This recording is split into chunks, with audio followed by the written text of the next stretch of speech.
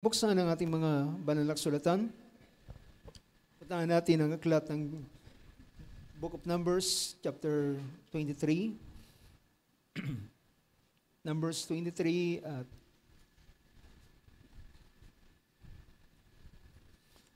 puntahan natin ang verse 19 or verse 18 and verse 19 ng Book of Numbers.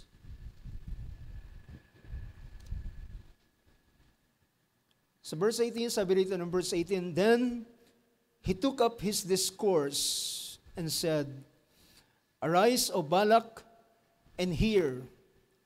Give ear to me, O son of Zippor. God is not a man that he should lie, nor a son of man that he should repent. Has he said, and will he not do it? Or has he spoken, and will he not make it good? So, ang Diyos ang magdagdag ng biyaya sa mga salitang binasa natin. Tayo lahat ang magsabing amen? Ako po tayo sa oras na ito.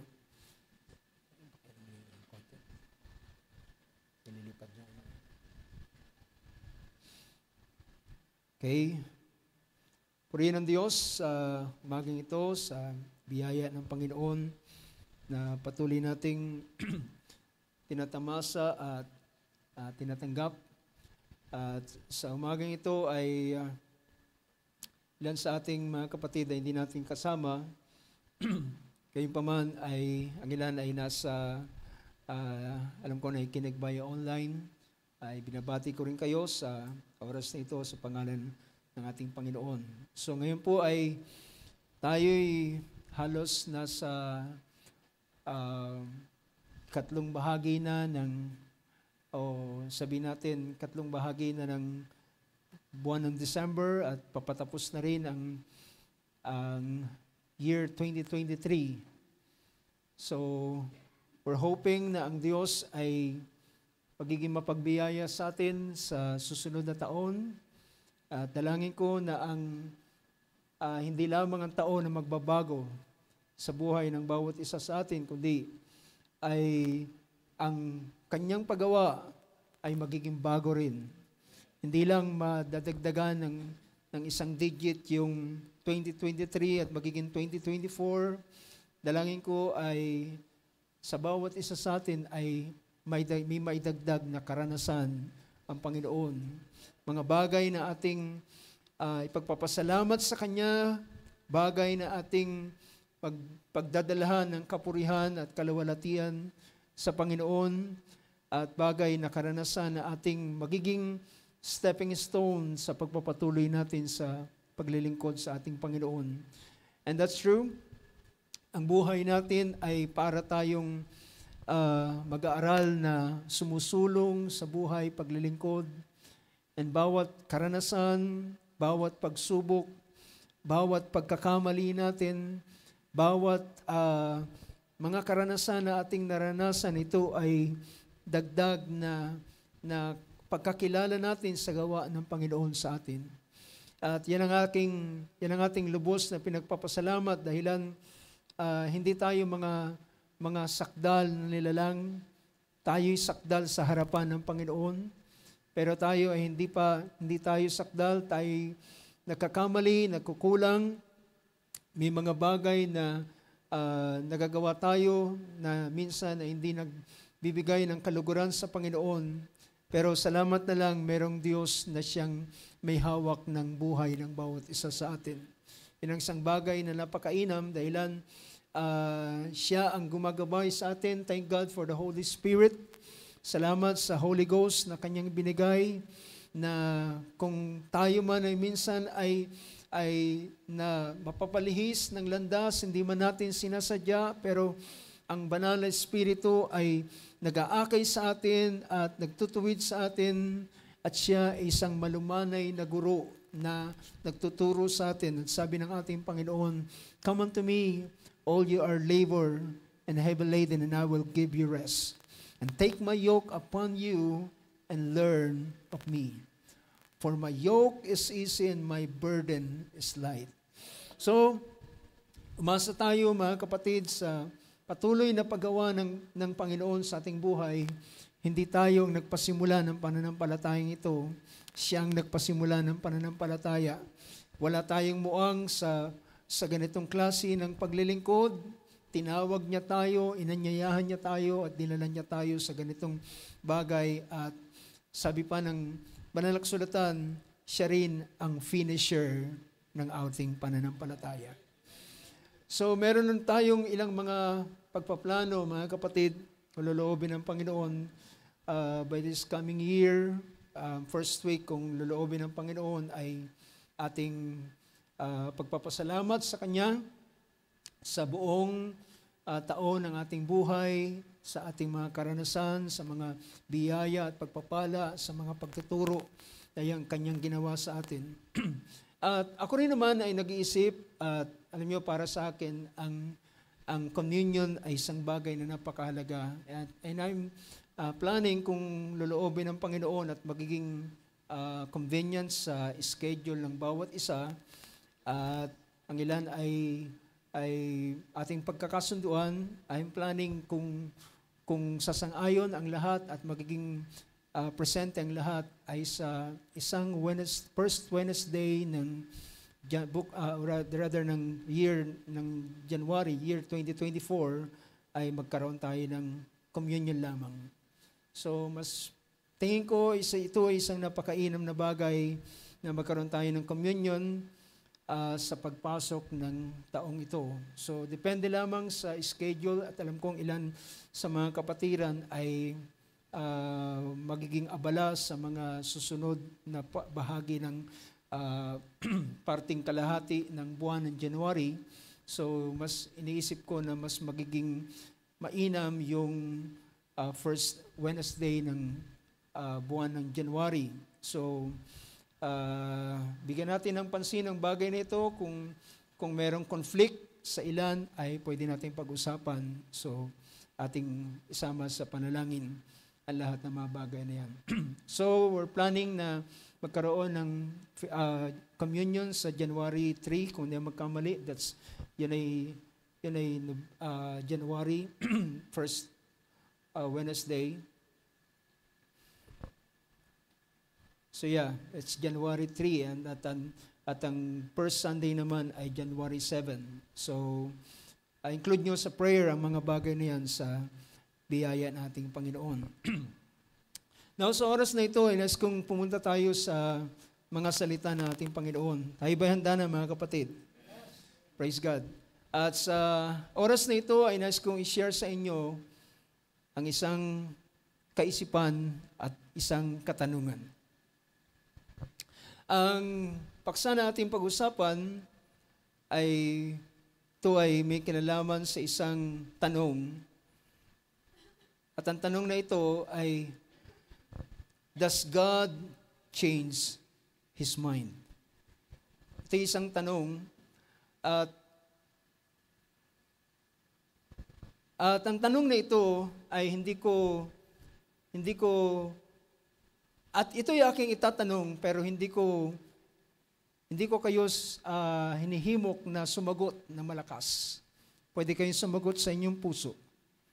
At tingnan natin kung ano ang bagay na ito. So, ang paksang yan ay isang katanungan, does God change His mind? So, mula doon sa Book of Numbers na ating binasa, ay ilan sa inyo ay nakabasa rin ng paksa ng ating kapatid Barbanham. In the year 1965, kung hindi magkamali, ay diniscuss niya o tinalakay niya ang paksang ito. Ang paksa, kung hindi magkamali, ang title is, Does God ever change His mind about His Word? So kung tama yung akin. Pero yung concept na yun ay ganun. So pinapakita, at alam kong base sa aking pagtingin, 2 beses niya itong pinangaral, Does God ever change His mind about His Word? At ang text na ito ay ginamit niya rin, at ito ay hango sa Numbers 23. Ang pangungusap dito, kung aking muling babasahin, ang verse na yan, chapter 23 ng Numbers, sabi niya, and Balaam took up his discourse and said, Rise, Balak, and hear, give ear to me, O son of Zippor. God is not a man that he should lie, or a son of man that he should change his mind. Has he said, and will he not do it? Or has he spoken, will he not fulfill it? So ito ay ang discourse na ito ni Balaam na isang ginamit ng Diyos para mangusap at manghula, at ito ay kanyang ipinahayag, at ito ay salita ng Diyos na inilagay ng Panginoon sa bibig mismo ni Balaam. At ang pangungusap doon is, God is not a man that he should lie, or a son of man that he should change his mind. Has he said it? Has he said, and will he not do it? Kanya bang sinalita at hindi ba niya ito gagawin? Or has he spoken and will he not fulfill it? Now, yan ang katanungan. So, ang tanong diyan ay, does God change his mind? So, pwede kayong sumagot sa inyong kaisipan, ang Diyos ba ay nagbabago ng kanyang kaisipan? Ang Diyos ba ay binabago niya ang kanyang kaisipan? Now, ang unang sagot, maring ilan sa inyo, sabi ko na tama ako. Diba? Ang unang sagot ay hindi. So does God change his mind? Ang sagot ay hindi. Ngunit, ang basis ng sagot na ito na hindi ay God doesn't change his mind on the basis or sa pag pinag-usapan ang mga sumusunod na bagay. So, ang tanong ay, does God change his mind? Ang unang sagot natin ay hindi. At ang dahilan kung bakit hindi siya nagbabago ng kaisipan is on the basis of dito sa mga bagay na ating itinala, na ating makikita, on this basis, ang Diyos ay hindi nagbabago ng kanyang kaisipan. On this, I will repeat, on the basis of these things, ay hindi nagbabago ang kaisipan ng Diyos. Sa kanyang counsel at sa kanyang purpose, hindi maaaring magbago ang kaisipan ng Diyos. Dahilan, ang kanyang counsel ay mababasa natin mamaya kung ano yung kanyang counsel, yung kanyang purpose. Mostly, ang counsel and purpose ay isa ang pinapakita nito. Counsel, ito yung kanyang advice or kanyang payo, ang kanyang kalooban, ang kanyang may kinalaman sa kanyang layunin, sa kanyang purpose. On this basis, sa kanyang counsel at sa kanyang purpose, God doesn't change his mind. God doesn't change his mind. At pag pinag-usapan din naman sa kaloob, kapag ang Diyos ay nagbigay sa iyo ng kaloob, hindi niya babaguhin ang kanyang kaisipan sa kaloob na kanyang binigay sa iyo. We have a scriptural basis sa ganitong bagay. And predestination. Sa predestination ay nakapaloob ang bagay na ito, ang pagtawag, ang pag-aaring ganap, at ang pagluwalhati. So sa predestination ay nakapaloob ang calling, justification to glorification. On this basis, sa predestination, sa pagpipredestined ng Diyos, hindi maaaring magbago ang kanyang kaisipan sa bagay nito. God doesn't change his mind sa ganitong bagay. So sa kanyang counsel, sa kanyang purpose, sa kanyang gift, sa gift na kanyang ibinibigay, sa predestination, dahilan sa predestination ay ito ay nakabase doon sa foreknowledge ng Diyos.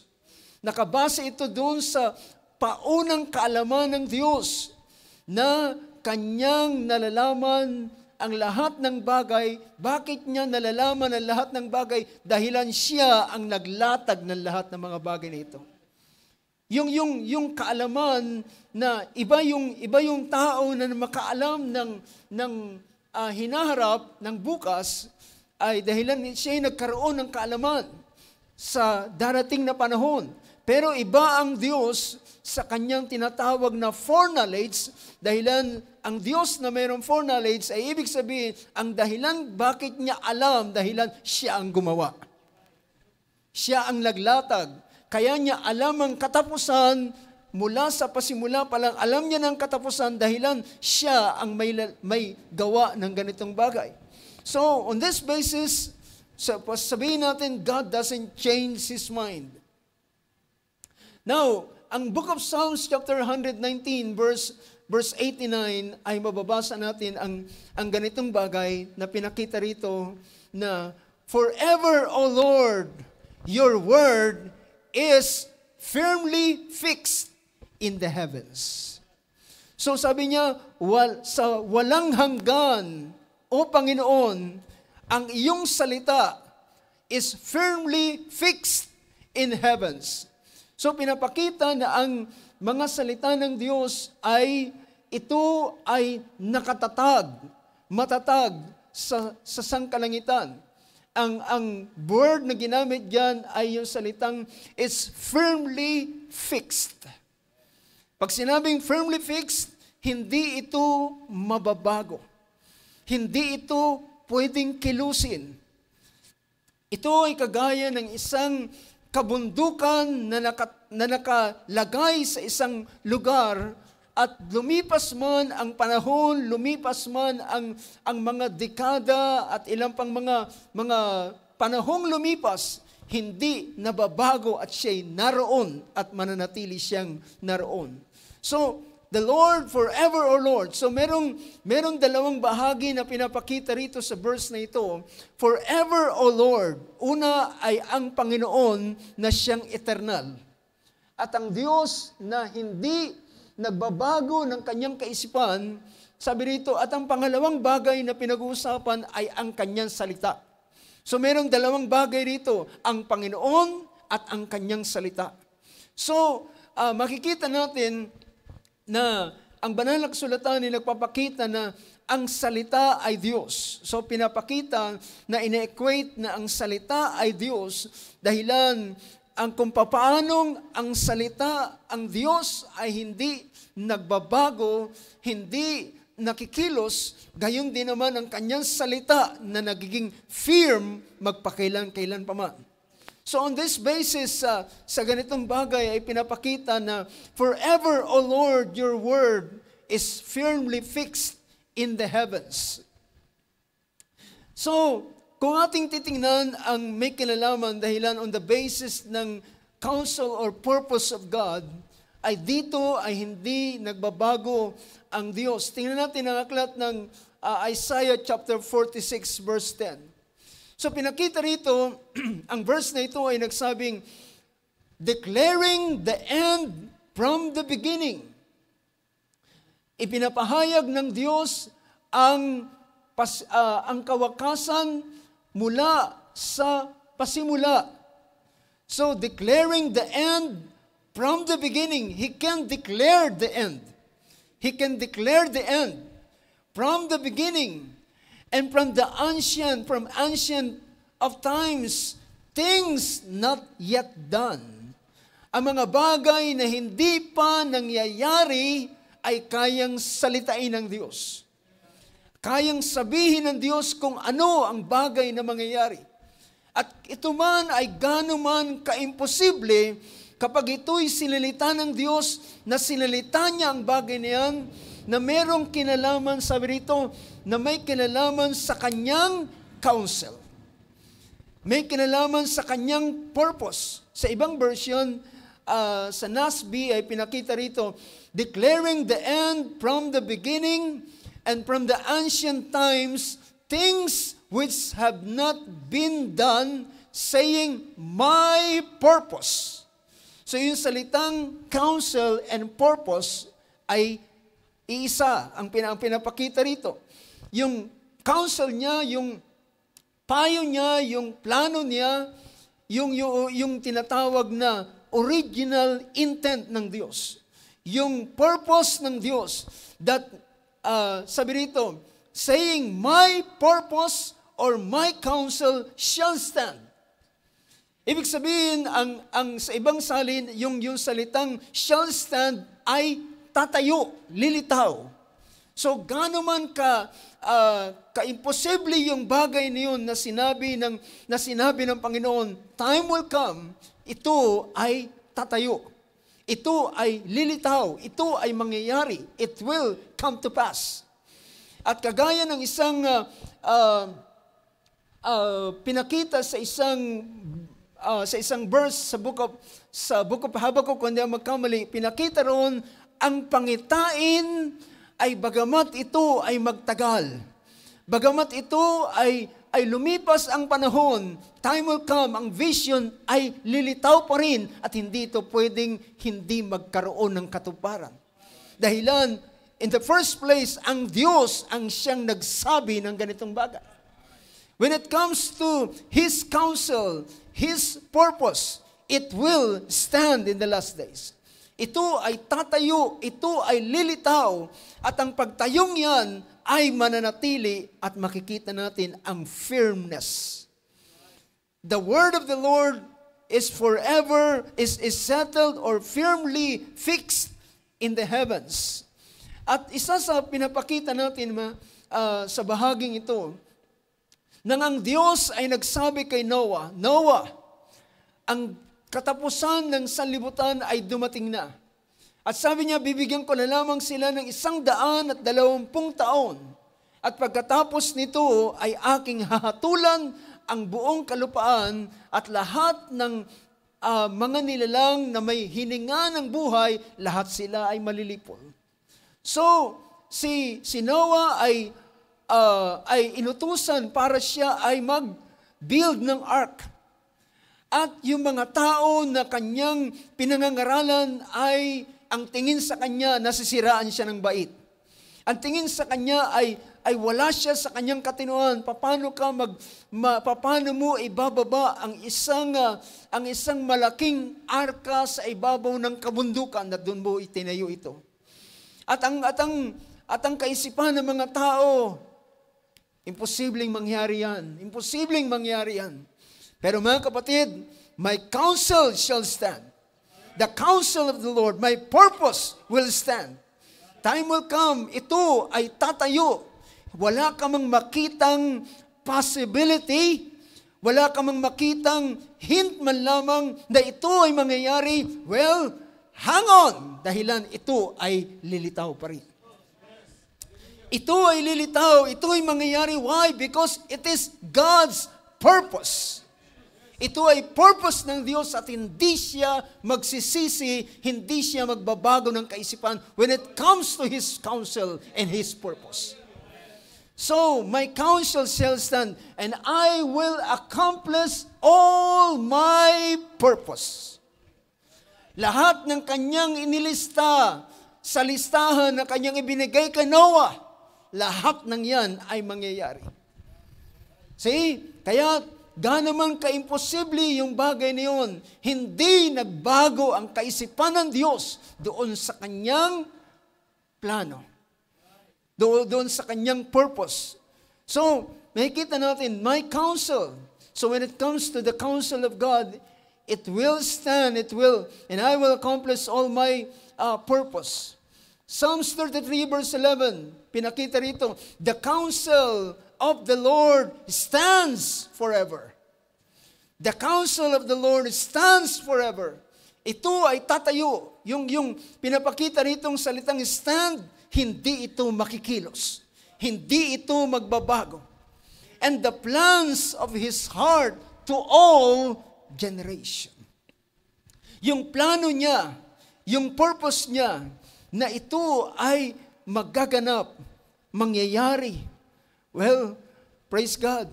Yan ang dahilan, mga kapatid. We can hang on to the Word of God sapagkat anuman ang bagay na kanyang salita, kanya itong gagawin. Sinabihan niya si Abraham, pinalitan niya ang kanyang pangalan from Abram to Abraham, na ang ibig sabihin ng salitang pangalang Abraham is a father of many nations. Ang pangalang Abraham is a high father. Pero yung pangalang Abraham ay ito ay hindi lamang cute na pangalan na ibinigay ng Diyos sa kanya. Ang pangalan na ibinigay sa kanya ay yun ang purpose ng Diyos sa kanyang buhay. Well, tayo kapag tayo nagkakaroon ng anak, namimili tayo ng mga cute na pangalan. Naghahanap tayo ng magaganda sa pakinig na pangalan, mga unique, minsan mga maganda sa pakinig at mga popular. Nung araw ay yung halos may mga ka-eskwela po ako ng high school na ang mga pangalan nila ay pangalan ng artista. Meron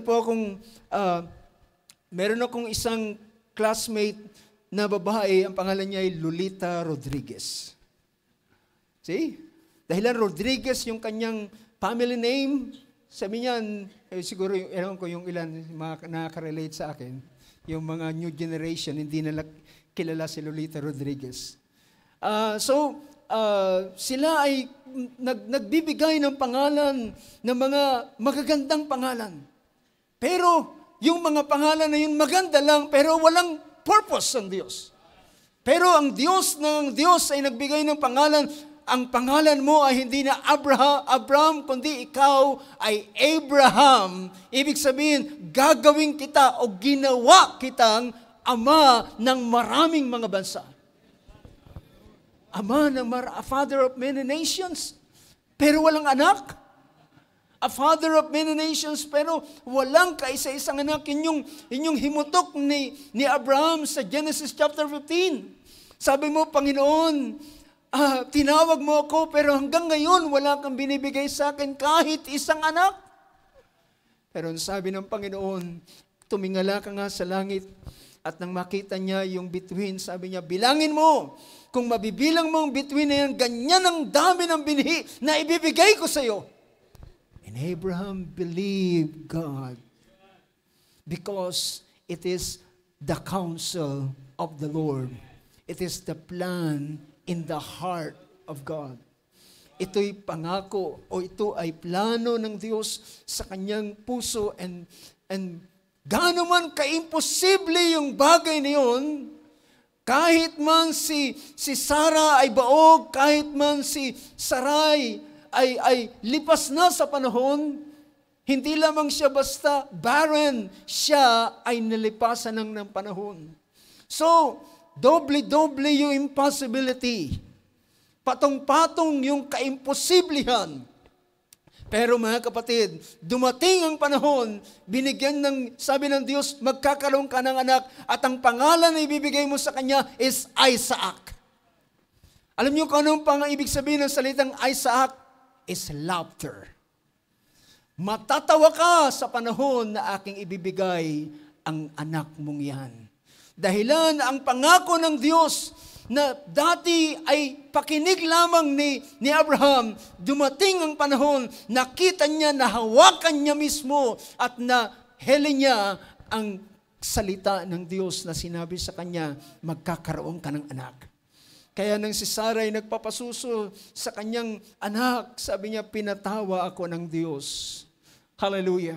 Hawak-hawak niya sa kamay niya ang katunayan ng plano ng Diyos. So when it comes to the plan and purpose or the purpose of God and His counsel, God will never change His mind about His counsel and His plan. Now mga kapatid, sa book of Hebrews chapter 6 verse 17, ito ay pangusap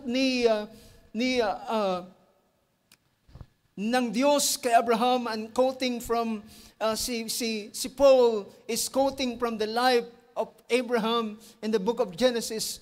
Sabi ng verse 17 ng book of Hebrews, pinakita niya, so when God desired to show more convincingly to the heirs of the promise, upang ipakita niya sa mga sabi niya, sa pagkagusto at pagkanais ng Diyos na ipakita niya ang sa mga tagapagmana ng pangako, ang ano? The unchangeable character of His purpose. The unchangeable. Alam niyo mga kapatid, kanina habang maawit yung mga brothers natin, it seems yung kanilang awit ay somehow related sa ating pinag-uusapan. God, He is God. You are God alone. Mula pa sa unang panahon, and He is unchangeable. He's unstoppable. See? Ang plano ng Diyos ay walang sino mang pwedeng pumigil sa Kanyang plano. Gaano man ang sino man ay gustong pigilan ito, hallelujah. Sabi ng Panginoon kay Paul, gusto niyang pigilan ang plano ng Diyos. Sabi ng Panginoon kay Saul, Saul, why hast thou persecutest me? Bakit mo ko inuusig? Bakit mo ko pinag-uusig? Sabi niya, it's hard for you to kick against the goads. It's hard for you, mahirap sa iyo ang sumipa sa matulis. Ikaw rin ang masasaktan.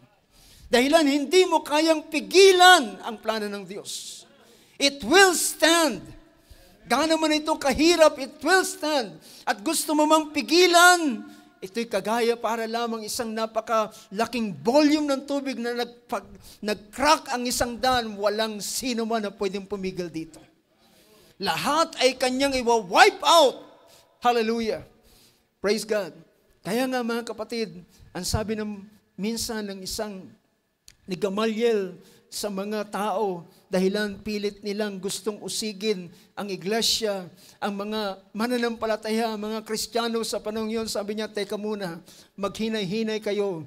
Sabi niya, kung ang samahang ito ay sa tao lamang, mangangalat sila. Matatapos ang kanilang pagtitipong ito, kagaya ng mga nangyaring sa mga unang panahon. May mga lalaking bumangon na ipon, pero nang sila'y namatay, at the end of the day, nangalat sila at walang bagay na nangyari. Pero ang pangyayari sa iglesia, mga kapatid, nang namatay ang kanilang founder, mas lalo silang kumalat. Diba? Ganyan ang nangyayari, mga kapatid. Usually and normally, kapag ang founder ng isang samahan ay namatay, ito na ang the end ng kanilang samahan. That's true. But what happened to the church nang mamatay ang kanilang founder? Sabi ng hula, sabi niya, I will smite the shepherd and the flock will be scattered. At yun ang totoong nangyari, nag-scattered sila, pero dumating ang panahon, mas lalo silang lumaki. Mas lalo silang kumalat, mas lalo silang lumakas. And at the end of the day, sabi pa ng banal ng sulatan, sabi ng mga mananampalataya, they turned the world upside down. Binaligtad nila ang mundo. So, when it comes to His purpose, it is unchangeable, the character of His counsel and His purpose. Ang tawag dito ng version ito is the unchangeable character of His purpose. Sa ibang version, ang ginamit diyan ay the immutability of His counsel. Ang hindi nababago, the immutability of His counsel. Yun ay nasa version ng King James. So, the unchangeable character. So, ang character ng purpose ng Diyos ay unchangeable. Amen. Do you believe that?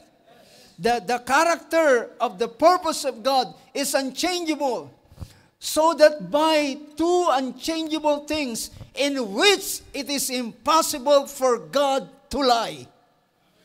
It is impossible, imposible sa Diyos ang magsinungaling dahilan kung Kanyang babaguhin ang ganitong bagay, Siya ay dideklarang sinungaling.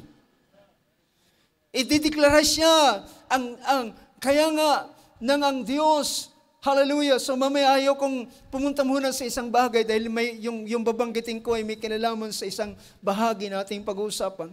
So, sabi rito, so that by two unchangeable things in which it is impossible for God to lie, he who have fled for a refuge might have a strong encouragement to hold fast to the hope set before us.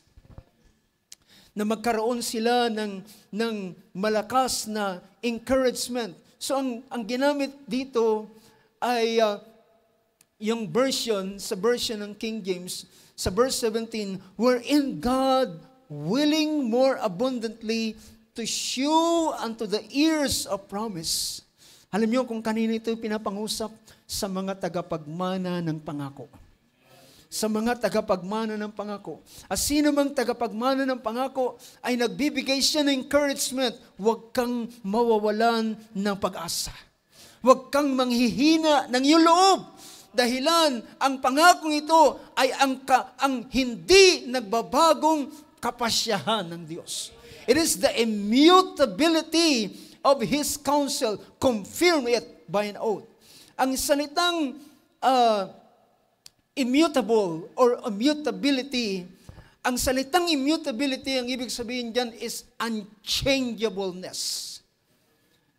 Unchangeableness, hindi mababago.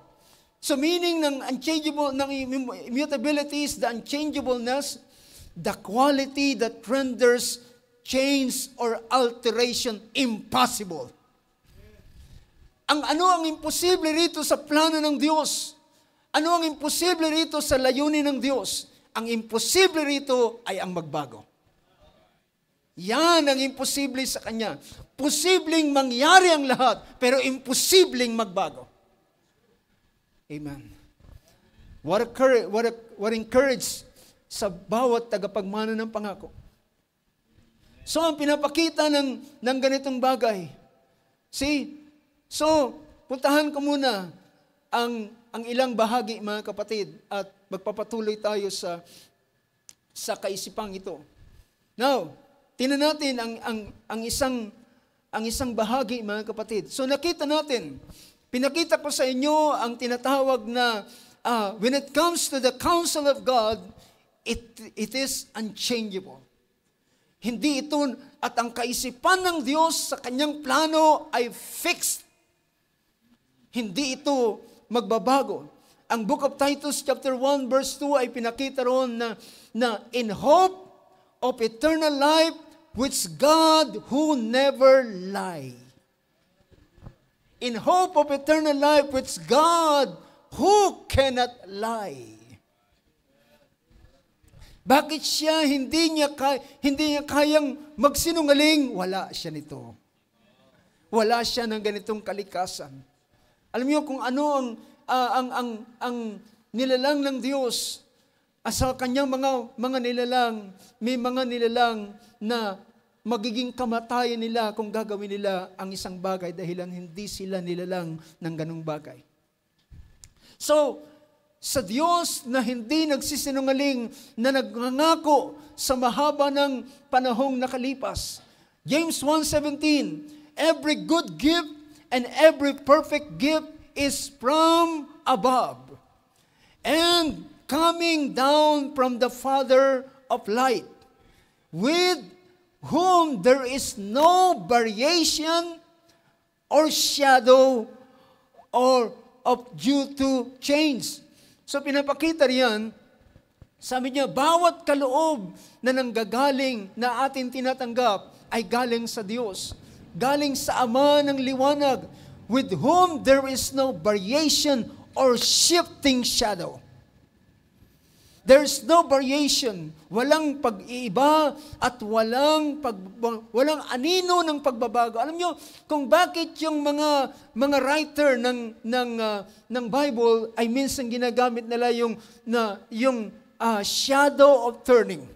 Dahilan sa unang panahon, ang kanilang relo ay hindi po nakasuot sa kamay, kundi ito nakikita nila, ang tawag dito ay sundial.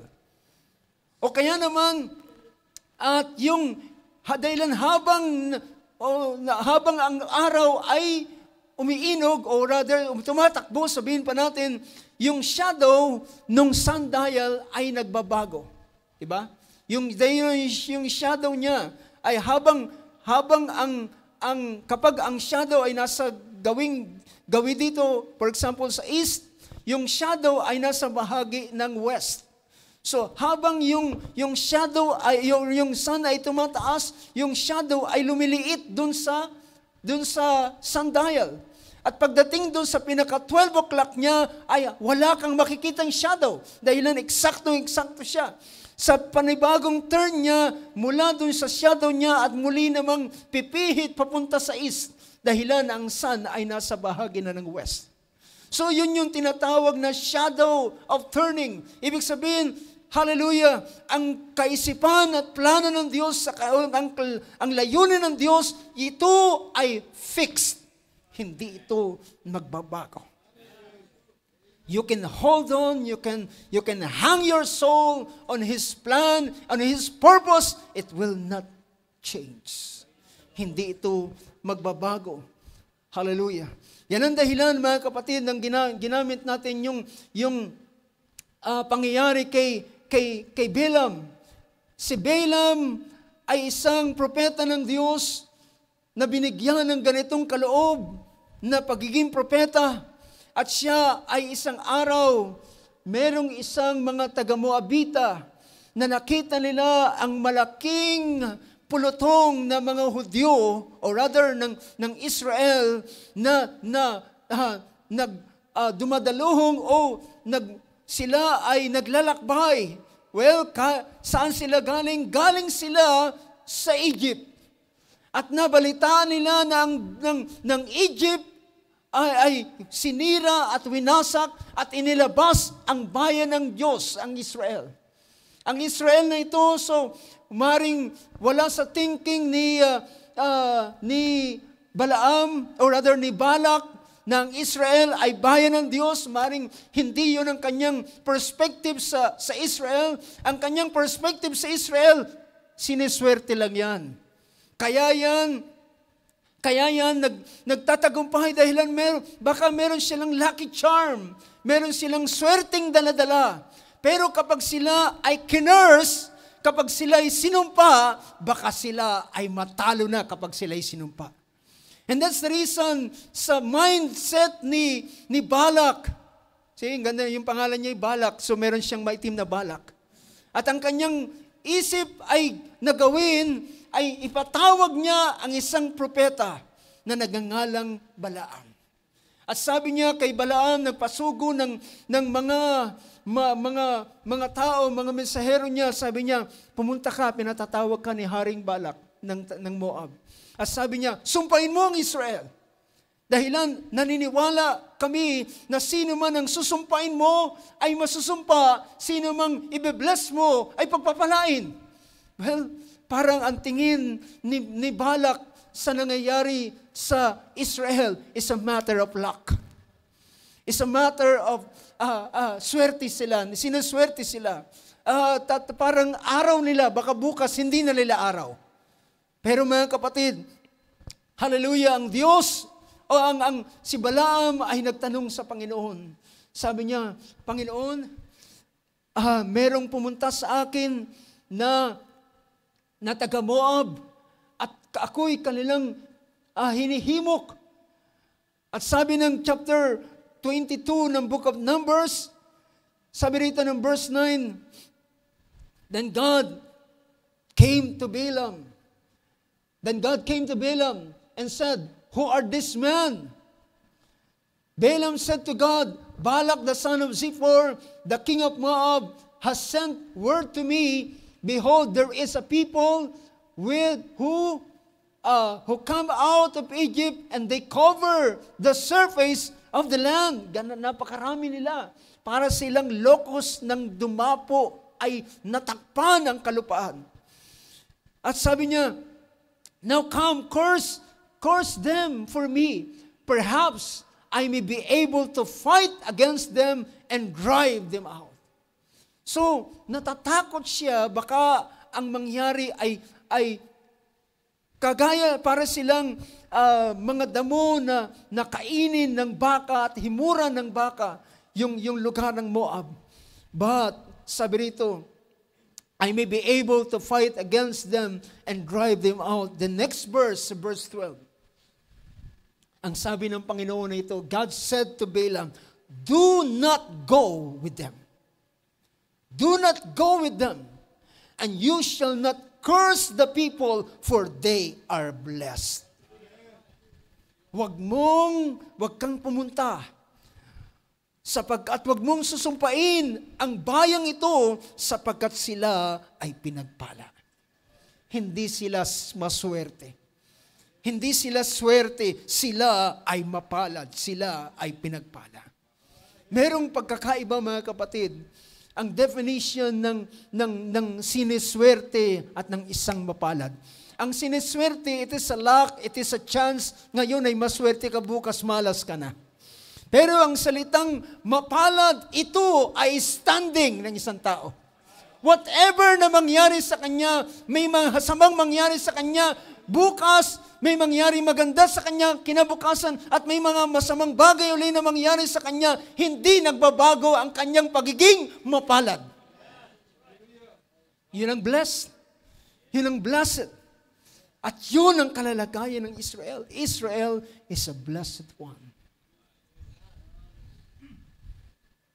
Ngunit, nanindigan si Balaam, sabi ng Panginoon, wag akong sumama sa iyo. Sabi ng Panginoon, hindi ko pwedeng sumpain ang pinagpala ng Diyos. Umuwi ang mga emisaryo ni Balak. At sabi niya, ganito ang sinabi ni Balaam. Sabi niya, nagpadala siya ng mas mga dignitaring mga tao. Mas bigatin, mas matataas na tao sa kanyang kaharian ang kanyang sinugo kay Balaam. At nang dumating doon, sabi ng mga tao sa kanya, huwag mong isipin na hindi ka kaya ng Diyos. Sabi ng verse 17, verse 15, then Balak again sent leaders more numerous and more distinguished than the former. At sabi niya, huwag mong isipin na hindi ka kayang payamanin ni Balak. Verse 18, verse 17, for I will, sabi niya, sa verse 16, they said to Balaam and said, thus says Balak the son of Zippor, let nothing, I beg you, hinder you from coming to me, for I will indeed honor you richly, and I will do whatever you say to me. What a privilege. Lahat ng sasabihin mo ay aking gagawin. Pero siya ay nag-reply, bagamat si Balak ay payamanin ako ng pilak at ginto, hindi pa rin ako paroroon at hindi ko pa rin susumpain ang pinagpala ng Diyos. Na mga kapatid, ngunit si Balaam ay humingi ng second opinion. At nang siya humingi ng second opinion din ng Diyos ay nagsabi, pumunta ka, pero lahat ng gagawin mo ay ang salita lamang na aking ilalagay sa iyong bibig.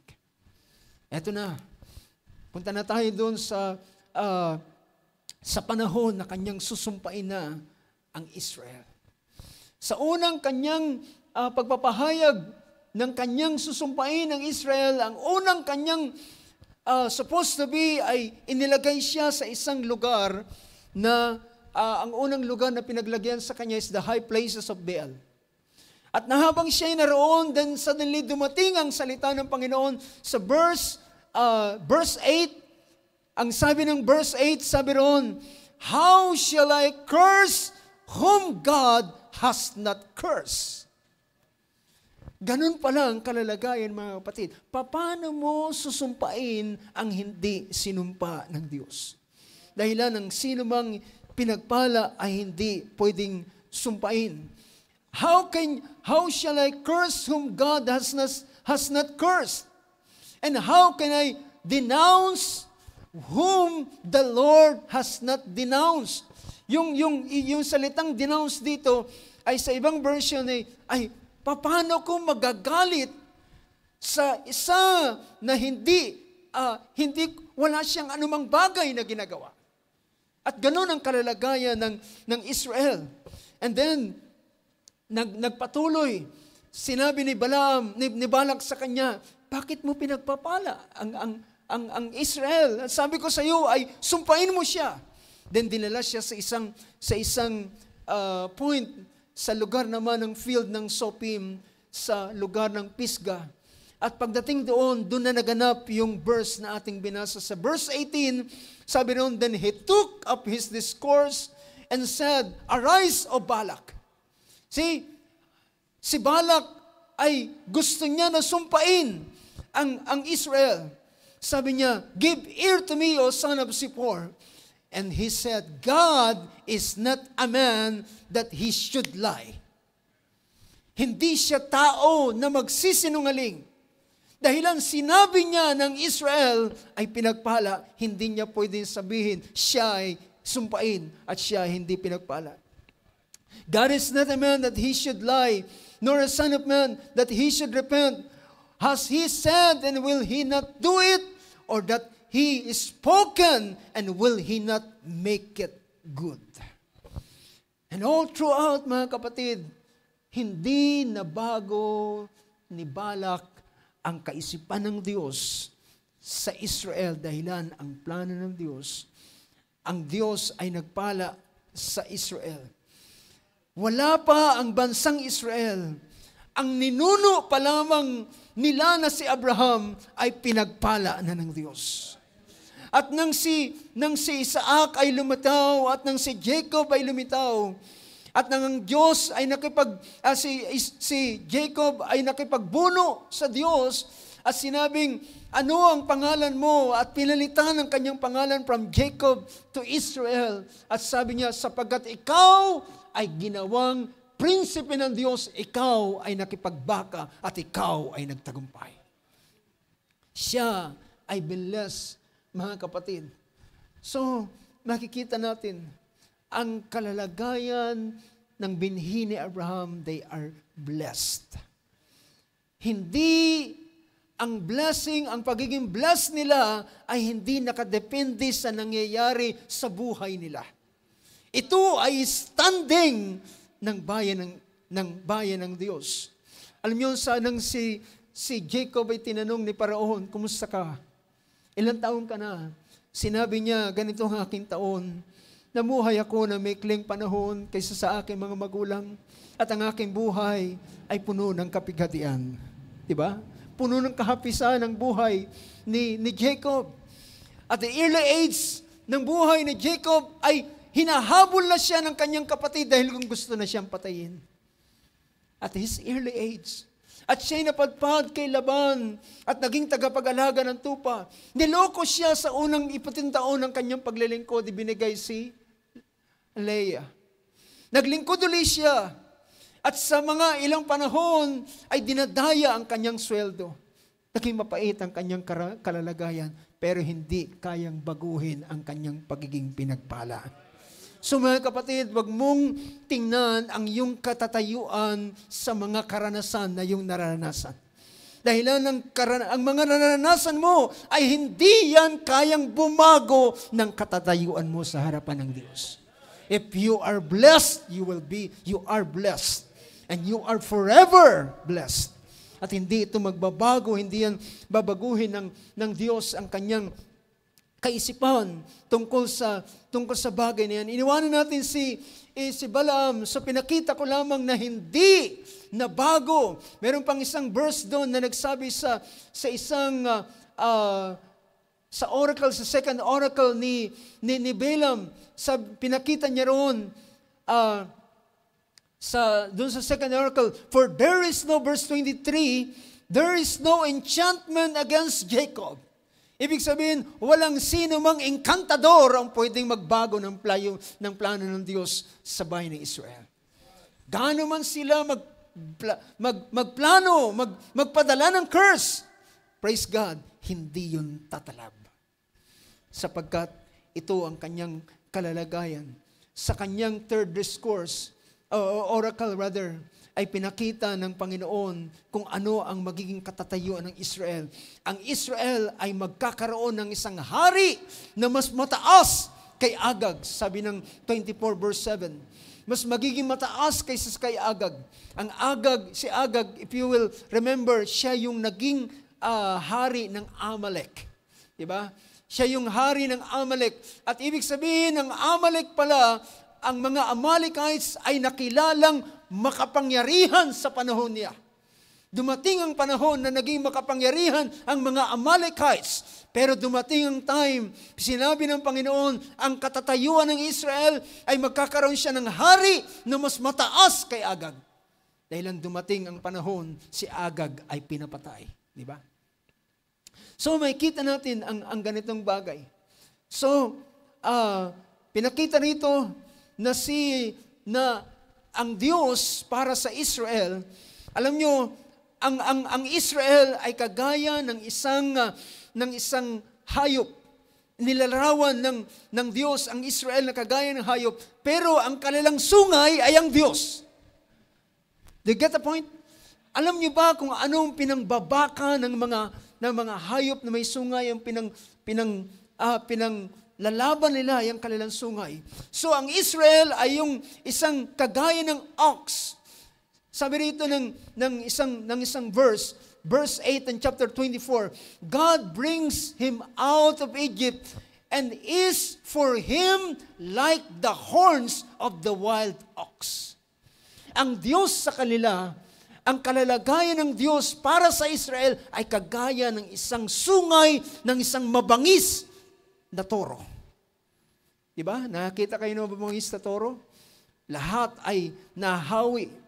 Kapag yung sungay niya hindi lamang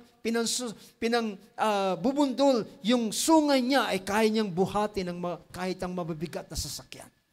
At sabi niya, ang Diyos ang sungay ng Israel.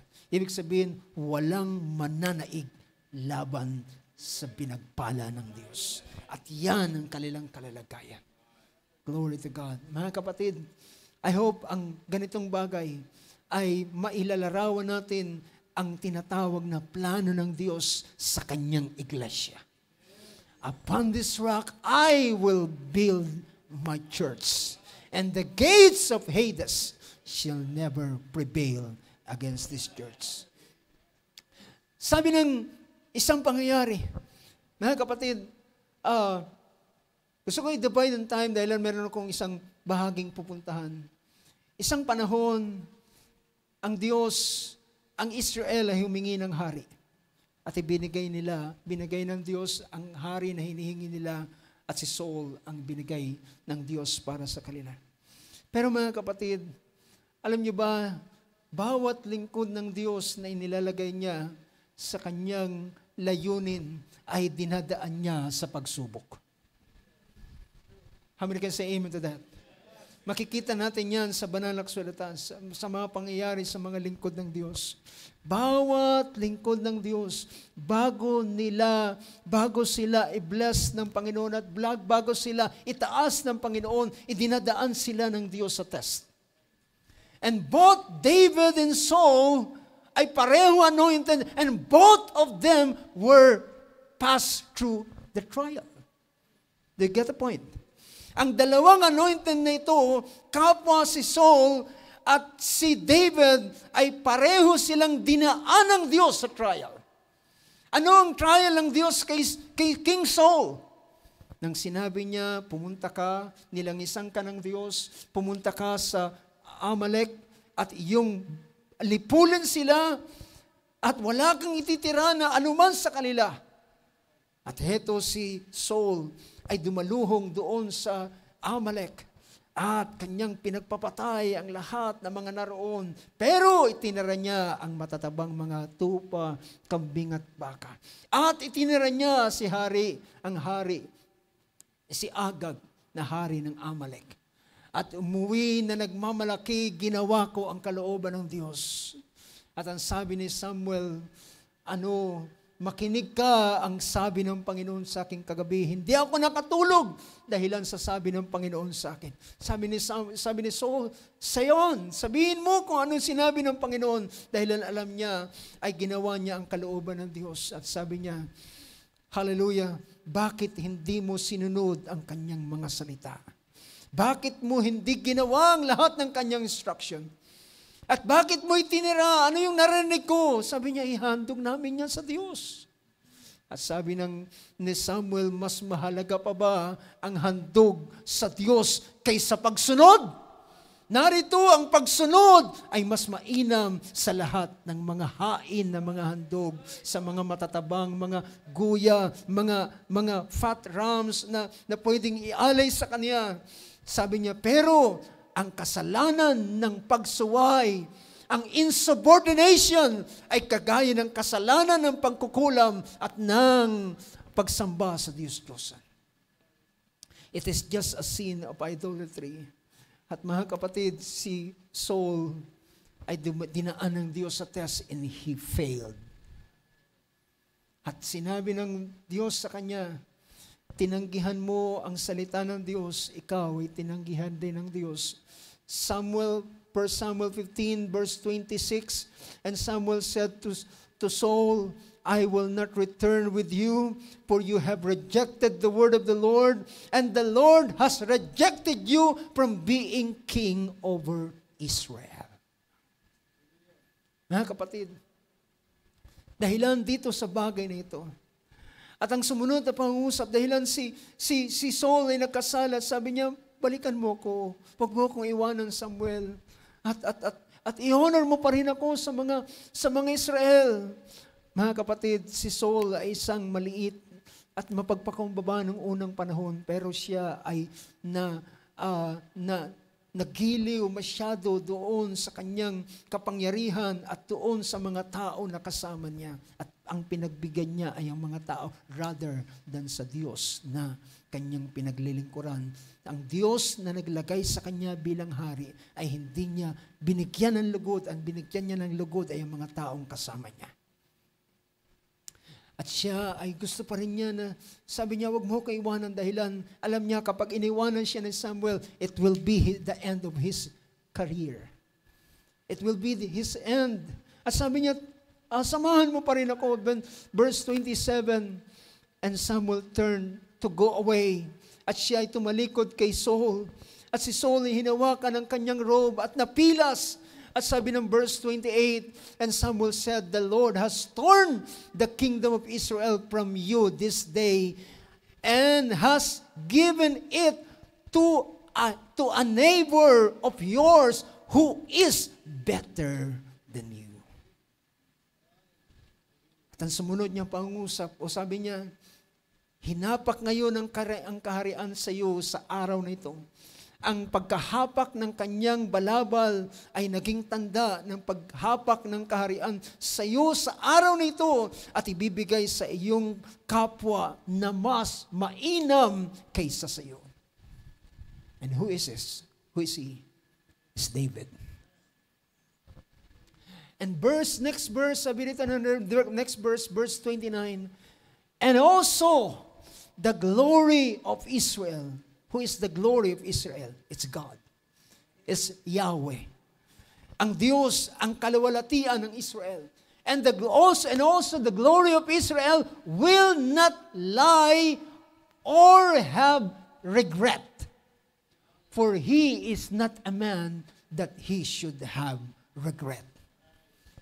Gustong pihitin ni Samuel at pabubalik pa rin sa kanya. Pero sabi niya, hindi ang kaluwalhatian ng Israel ay hindi nagsisisi. So tingnan natin sa wikang Tagalog. Ang kaluwalhatian, ang lakas ng Israel naman ay hindi magbubulaan o magsisisi man. Yung salitang magsisisi ay magbabago ng kanyang kaisipan. Hindi siya magbabago ng kanyang kaisipan sapagkat siya ay hindi isang tao na magsisisi o magbabago.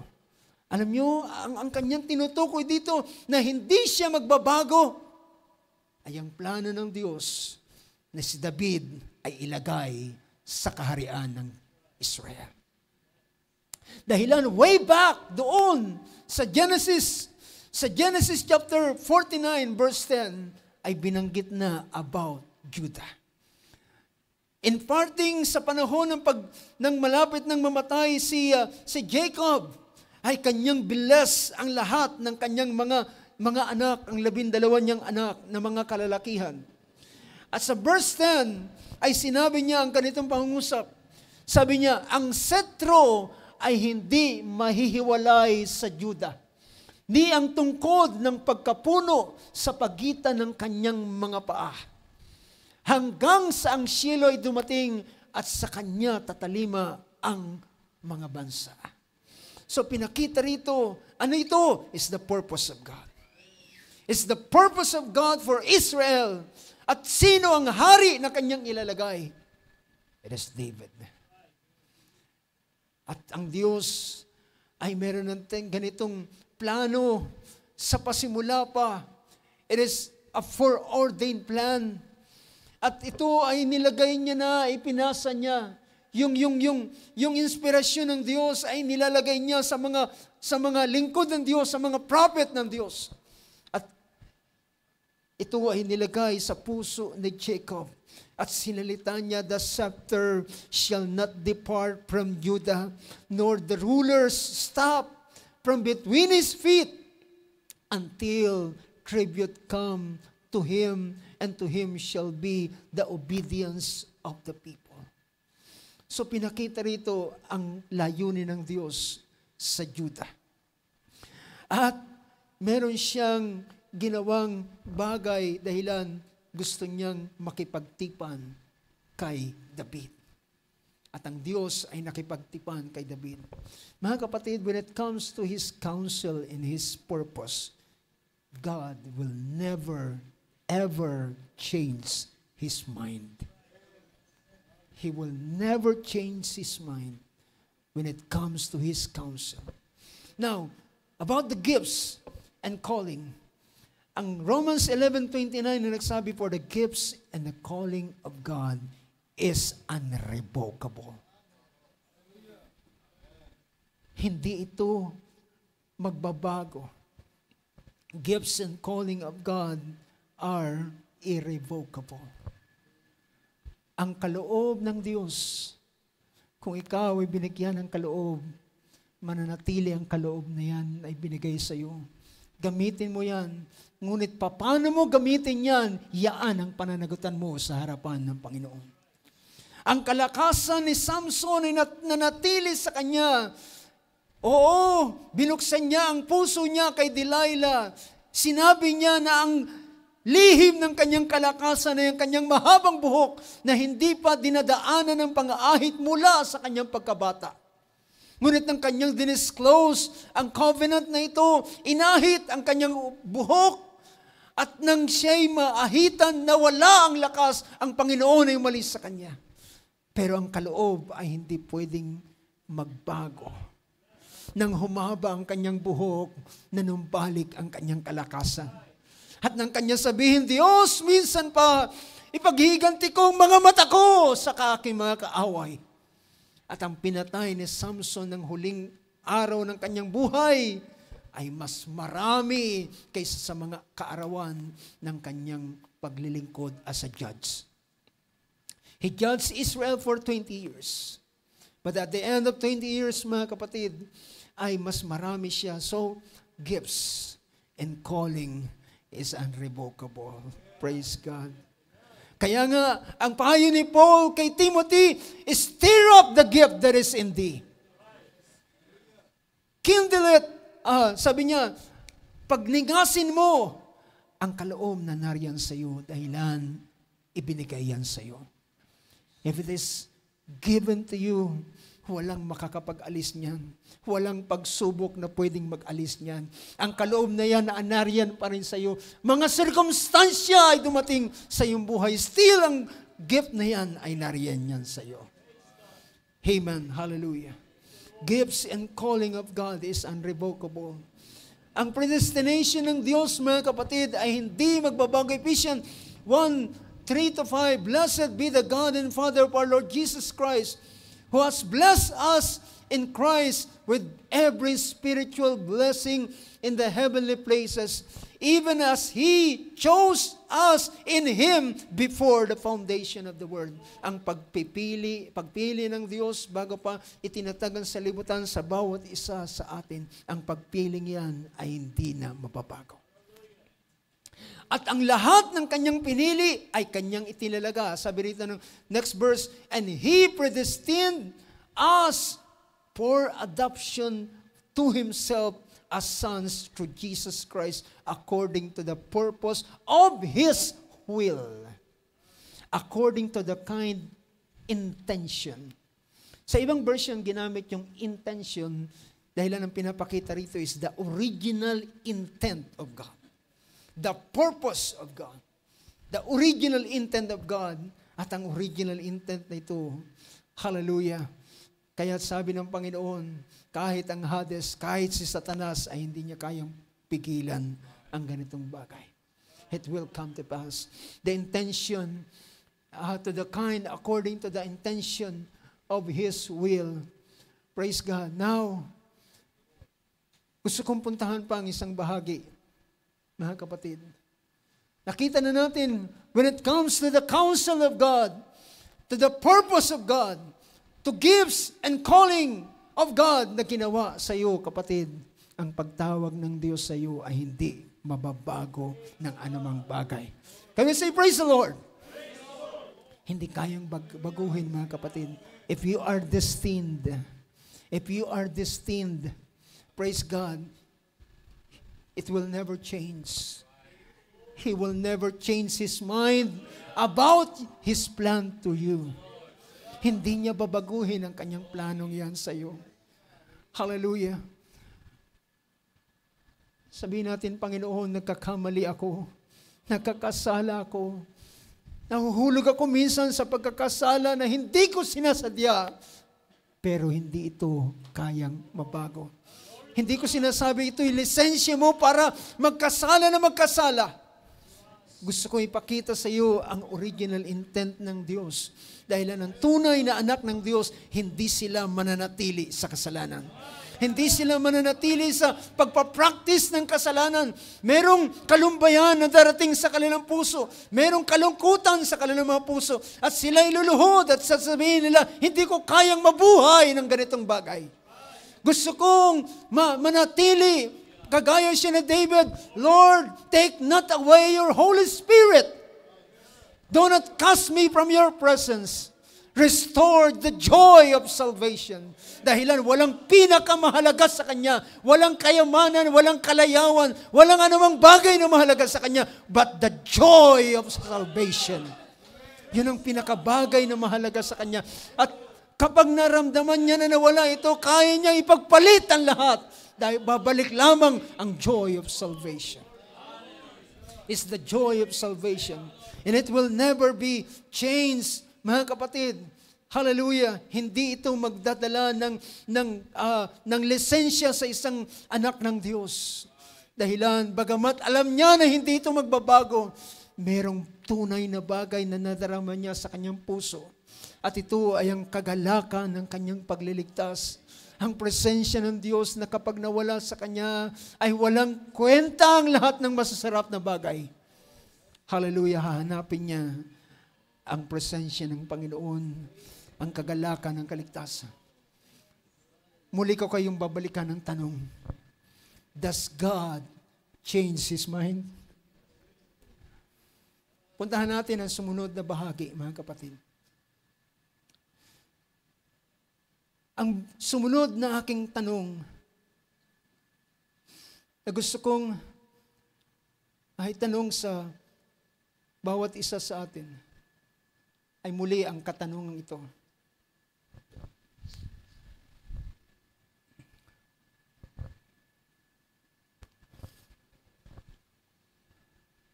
Does God change His mind? Pwede kayo uling sumagot ngayon. At maaaring sa inyong kaisipan, nakita natin yung unang bahagi at sinabi natin, no. But brothers and sisters, there's a second answer. And the answer is, yes. Brother Ed, nalilito na ako. Ano ba talaga? Ang Diyos ba ay nagbabago ng kanyang kaisipan o hindi? Now, tandaan ninyo mga kapatid, I laid the foundation saan hindi nagbabago ang kaisipan ng Diyos when it comes to His counsel. When it comes to the gifts na binigay sa iyo. When it comes to His foreknowledge and His predestination. But, kailan nagbabago ang kaisipan ng Diyos? At if God does change His mind, at kung totoo ang bagay na ito, kailan? And the answer, hallelujah, God changed His mind when it comes to what? When it comes to punishment. Amen. Praise God. Shall we say, praise the Lord? Oh, hindi nagbabago ang Diyos sa kanyang pagkapili sa iyo. Hindi babaguhin ng Diyos ang kanyang kaisipan sa iyo. Pero kung magkaminsan ay nagbabago ang kanyang kaisipan when it comes to punishment, judgment, and calamity na ating pwedeng maranasan. Amen. Kapag pinag-usapan na ito, mga kapatid, hallelujah, hindi ko siya tatawaging sinungaling. Kapag nagbago siya, kapag sinabi niya, the day that you eat thereof, you shall surely die. Diba yan sabi ng Diyos kay Adam? But what happened on the day that he eaten the tree of knowledge, the fruit from the tree of knowledge of good and evil? Did God kill him on that day? Sabihin natin, ang Diyos hindi totoo sa kanyang salita. Mga kapatid, kapag ginawa niya, binago niya ang kaisipan when it comes to punishment, when it comes to His judgment, and the calamity na pwedeng maranasan ng isang tao, ang tawag sa kanya ay hindi sinungaling, ang tawag sa kanya ay mapagbiyaya. Ang tawag sa kanya ay puno ng kahabagan. Yan ang tawag sa kanya, hindi siya sinungaling. Ang tawag sa kanya, He's full of mercy. He's merciful. Praise God. Sabi ng Diyos kay Adam, lahat ng puno na makakain mo dito sa halamanan ay pwede mong kanin. Lahat ng bunga, pero ang puno ng pagkakilala ng bunga, magkakilala ng mabuti at masama. Huwag kang kakain dahilan sa araw na kumain yan. Tandaan mo, Adam, the day that you eat, that day you will die. Kumain si Eva, ang babae. Binigyan ang lalaki. Kumain silang dalawa. Dumating ang Panginoon. Nagtago ang mag-asawa. Tumahi ng pantapi sa kanilang mga katawan. At hinanap sila ng Diyos, nasaan kayo? Still, ang nagkasalang mag-asawa, hinahanap pa rin ng Diyos. Dahilan sila ay part ng plano ng Diyos. Praise God. Hallelujah. At ang sabi ng Diyos na narinig natin noong nakarang Wednesday, ang ginawa ng Diyos, pinadami ang kanyang birth pains, ang kanyang paglilihi. At sa lalaki, pinahirap ang pagpapatubo ng kanyang kakainin at kinakailangan niyang maghirap, pagpatulo ng pawis sa kanyang kakainin. In comparison doon sa Garden of Eden na wala silang ginagawa, kundi, hallelujah, kumain lamang at bantayan ang halamanan. Ngunit, hallelujah, ng araw at sabi ng Panginoon, ikaw ay kakain sa pawis ng iyong mukha, ikaw ay kakain ng tinapay, dawag at tinik ang tutubo habang ikaw ay nagpapagal. At sabi ng Panginoon sa kanya, hanggang sa ikaw ay bumalik sa alabok, sapagkat sa alabok ka kinuha. And God gave Adam another 900 years to live. Why? Ang Diyos ba'y sinungaling? No. He's full of loving kindness. And He is merciful. Now, mga kapatid, alam niyo ang sabi ng Book of Jeremiah, chapter 18, verse 7. If at any time I declare concerning a nation, a kingdom, that I will pluck up and break down and destroy it. Kapag ako ay nagpahayag It is a judgment. It is the calamity that will happen to that nation or a kingdom. If any time I declare concerning a nation or kingdom that I will pluck up and break down and destroy it, and if that nation concerning which I have spoken turns from his evil, at kapag siya ay pumihit sa masama ng niyang gawa, at siya ay nagsisi o nagbago, I will relent of the disaster that I intended to do it. Praise God. I will relent. Mga kapatid, sometimes we are confused doon sa sinabi ng banal na kasulatan, ang Diyos ay nagsisi na nilalang niya ang tao sa balat ng lupa sa panahon ni Noah. Mga kapatid, hindi ito pagsisisi, ito ay pagkalungkot at pagkalumbay. God is so sorry for what happened. Pero hindi siya nagbago na sinabi niya, sana hindi na ako lumalang. Hindi ganun ang Diyos. Sometimes ang ilang version ay makakatulong sa atin na ang ibang version na nagsabi, God is sorry. Ibig sabihin, nalungkot siya. Ang Diyos ay may emosyon. Anong sabi ng banal na kasulatan? Sa sino man na aking lingkod na tatalikod, hindi malulugod ang aking kaluluwa sa Kanya. Malulungkot siya kapag ang isang lingkod ay tatalikod. So dinaanan ko lang yan para hindi maging confusion sa atin yung sanabi ng Bible, ang Diyos ay nagsisi na nilalang niya ang tao. So dito, when it comes to punishment, judgment, and the calamity that He declared to a certain nation or a kingdom, if that nation turns from evil, or that kingdom turns from his evil way, I will relent. I will relent. Hallelujah, of the disaster that I intended to do it. Brother Josiah knows the meaning of the word relent. English is his first language. But as tayo mga Pilipino, tingnan natin yung meaning ng salitang relent. Yung salita ng Bible na I will relent. Ang ibig sabihin ng relent ay to soften. Amen. Yung dating nagngangalit, yung dating galit, ay magpapasimulang lalambot. Oh, glory to God. He is merciful. Nang ipakilala ng Diyos ang kanyang sarili kay Moses, God is a gracious God. At ang Diyos ay, hallelujah, mapagbiyaya. To relent means is to soften. To become less rigid or hard. To become less intense. Yun yung salitang relent. To soften in temper. To become more mild and tender, and to feel compassion. Makaramdam ng habag at awa.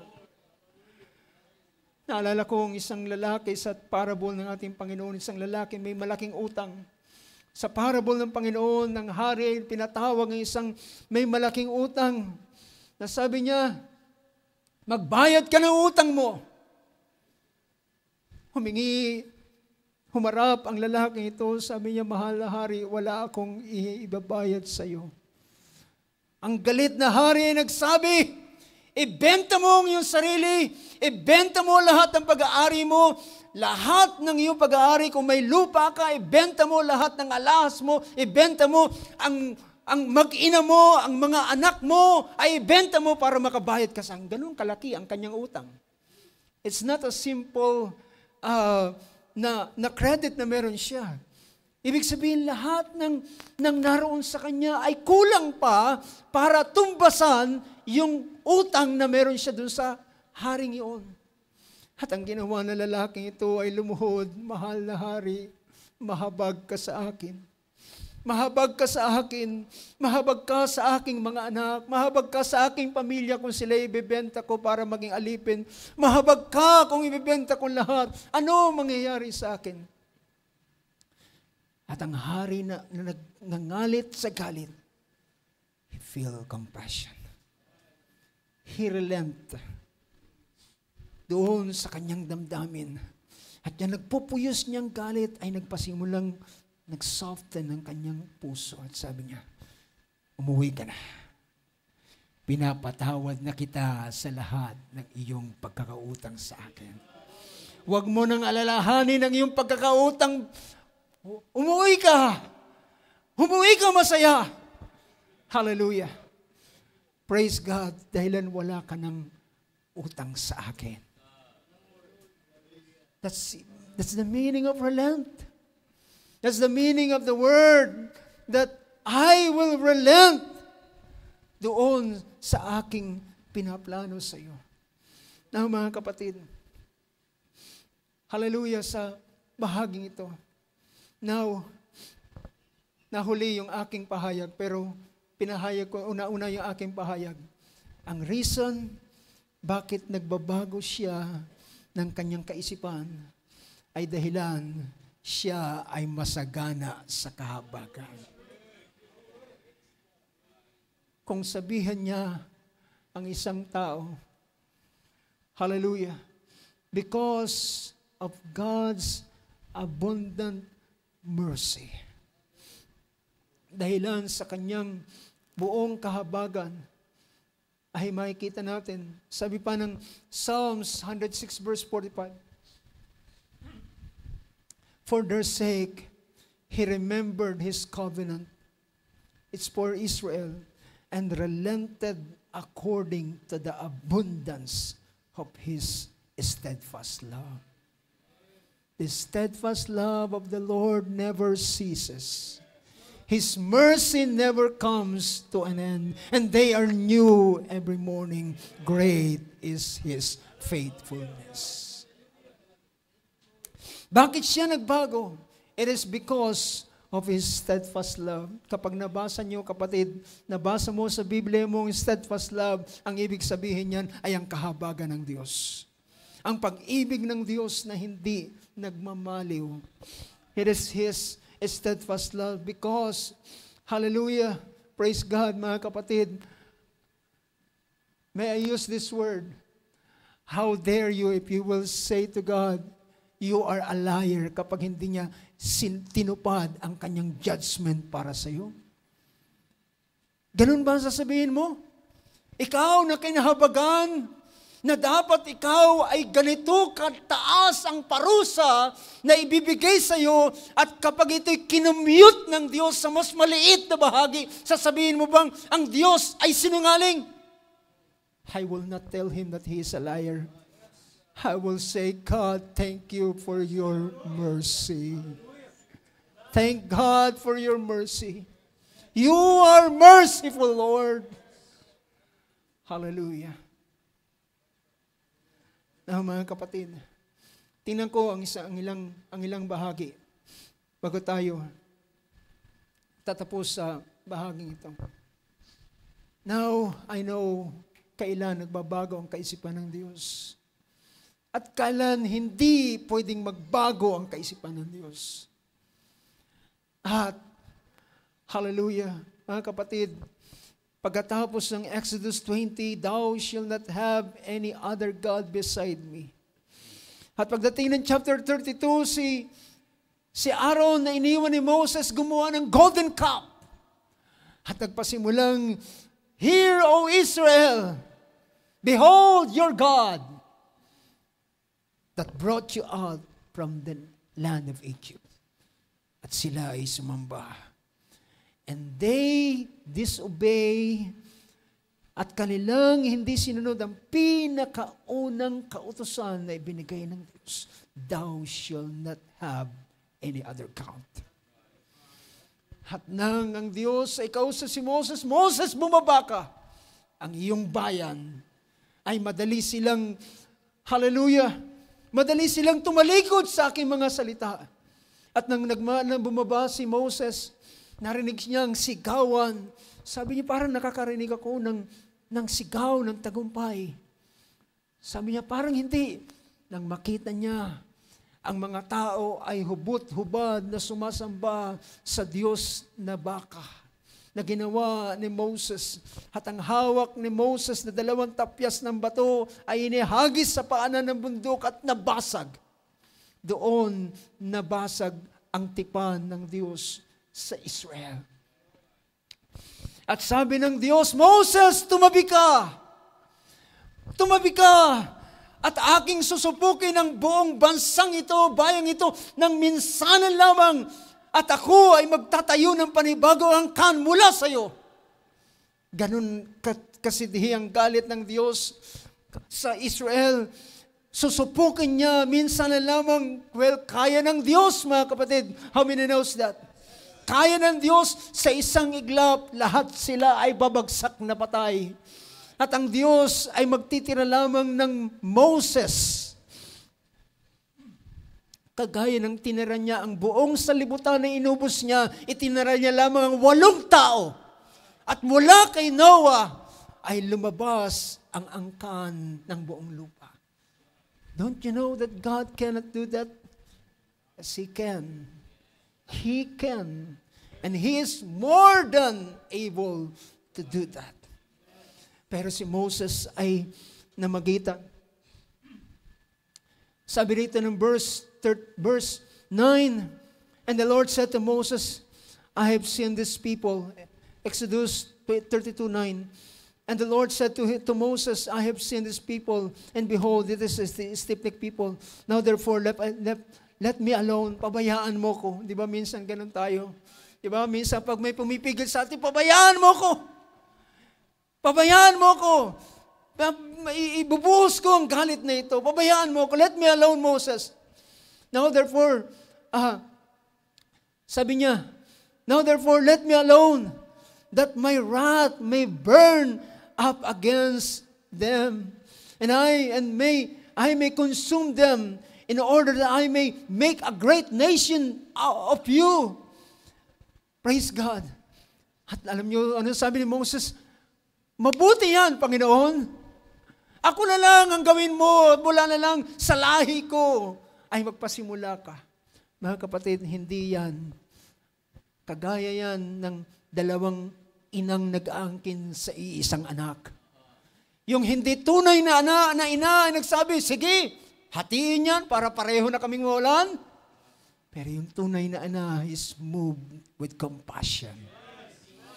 Hallelujah, bigay mo na siya. Okay lang mawalan ako, basta ang bata ay buhay. At sabi ni Moses, but Moses implored the Lord his God and said, O Lord, why does your wrath burn hot against your people, whom you have brought out of the land of Egypt with great power and with a mighty hand? Basahin natin sa wikang Tagalog. At sabi ng Diyos, at dumalangin si Moses sa Panginoon at sinabi niyo, bakit ang iyong pag-iinit ay pinag-aalab mo laban sa iyong bayan o na iyong inilabas sa lupain ng Ehipto sa pamamagitan ng dakilang kapangyarihan ng makapangyarihang kamay? Next verse, sabi niya, bakit sasalitain ng Egypt? Tingnan mo, Panginoon, anong sasabihin ng Egypt? Sasabihin niya, buti nga, inubos ng Diyos ang Israel, nakaganti kami sa Israel. Anong sasabihin ng Ehipto? Nasasabihin dahil sa kasamaan nililabas nila upang patayin sila sa mga bundok at upang lipulin sa lahat ng lupa.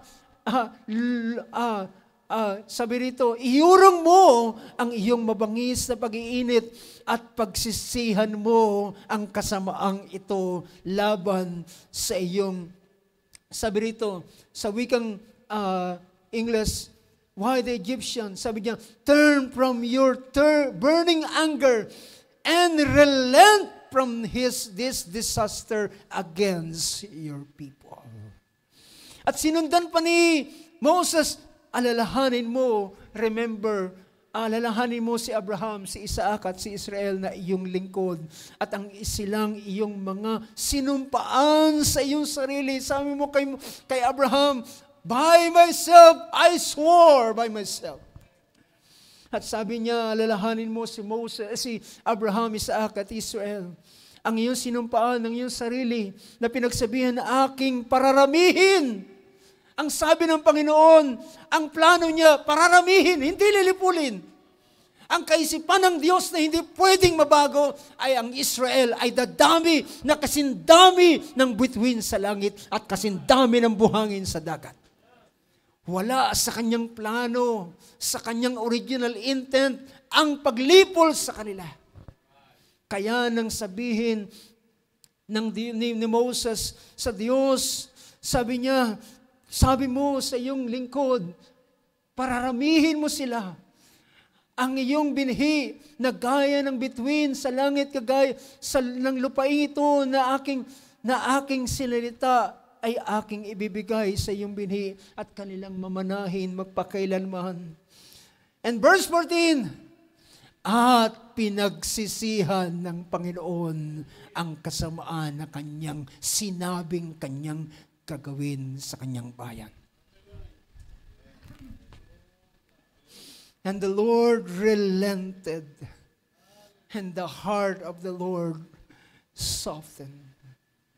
And the heart of the Lord feel compassion because of His promise, His covenant, His original intent na hindi niya kayang baguhin. Oh God, hallelujah! Hindi niya kayang baguhin ang kanyang unang plano. At kung meron siyang sinalita para sa judgment ng bansang ito, mas gusto pa niyang baguhin yon kaysa baguhin ang kanyang plano. Glory to God. Heavens and earth will pass away, but my word, mas kaya niya pang gunawin ang mundo at mawala ang mundo kaysa sa kanyang salita na mabago. Kailan siya nagbabago ng kaisipan at kailan niya hindi kayang baguhin ang kanyang kaisipan. At ang Diyos and God relented according to the abundance of His steadfast love. Sa Psalm 106, yun yung nabasa natin. For their sake, He remembered their covenant and relented according to the abundance of His steadfast love. Praise God. Mga kapatid, last Wednesday, nakita natin, ang Diyos ay nagbigay ng judgment kay David dahilan sa pagbilang niya sa Israel. Binigyan siya ng 3 pamimilian. 3 days of pestilence, 3 months na sila'y tatakas sa kanilang kaaway, or 3 years of famine. Ang sabi ni David, huwag akong mahulog sa kamay ng tao, bayan akong mahulog sa kamay ng Diyos, sapagkat alam ko siya ay mahabagin. Ang judgment ng Diyos ay ganun, kasi ito ang level. 3 years of famine. 3 months of fleeing from their enemies. And 3 days of pestilence. But sinabi ng David, ikaw na ang magpasya, O Diyos. Ang Diyos ay nagpadala ng salot from morning until the appointed time. I don't know when is that appointed time. Pero ang aking natitiyak, hindi umabot doon sa sukat na ibinigay ng Panginoon kay David. Dahilan ang Diyos ay humahatol ng kulang kaysa nararapat. Humahatol siya ng kulang kaysa nararapat. Ang sabi ng Diyos kay David, maghain ka at maghandog ka. At nang si David ay naghandog, praise God, hallelujah. Alam nyo, narinig natin isang pangaral about the altar of the Lord, ay nang pagdating sa Jerusalem, sa area na yon ay huminto siya dahilan hindi niya kayang baguhin ang kanyang salita. Hallelujah. Praise God.